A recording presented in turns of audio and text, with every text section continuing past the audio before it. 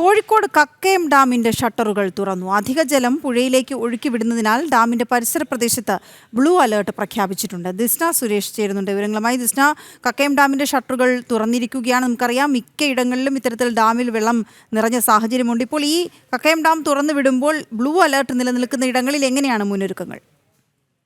വീണ, ഈ മഴ ശക്തമായതോടുകൂടിയാണ് ഇത്തരത്തിലൊരു തീരുമാനത്തിലേക്ക് എത്തിയത് എന്നാണ് അറിയാൻ സാധിച്ചിട്ടുള്ളത്. പുഴയിലേക്ക് വെള്ളം തുറന്നുവിടുന്നതിന്റെ ഭാഗമായാണ് ഈ ഷട്ടറുകൾ തുറക്കുന്നത്.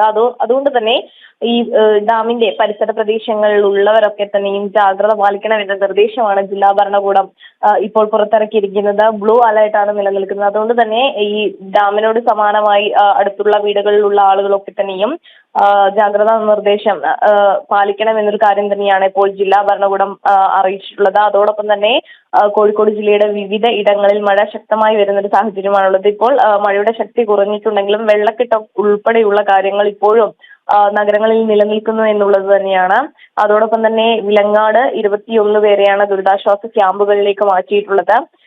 കാര്യമായ നാശനഷ്ടമൊന്നും തന്നെ ഇന്ന് പ്രത്യേകിച്ച് ജില്ലയിൽ റിപ്പോർട്ട് ചെയ്തിട്ടില്ല. എങ്കിലും അടുത്ത വരും മണിക്കൂറുകളിൽ മഴ ശക്തമായി പെയ്യുമെന്ന് കാലാവസ്ഥ നിരീക്ഷണ കേന്ദ്രത്തിന്റെ മുന്നറിയിപ്പ് ഉള്ളത് കൊണ്ട് തീരദേശത്തുള്ളവർ ജാഗ്രത പാലിക്കണമെന്നൊരു നിർദ്ദേശവും നൽകിയിട്ടുണ്ട്. വീണ, ഓക്കെ, ശരി.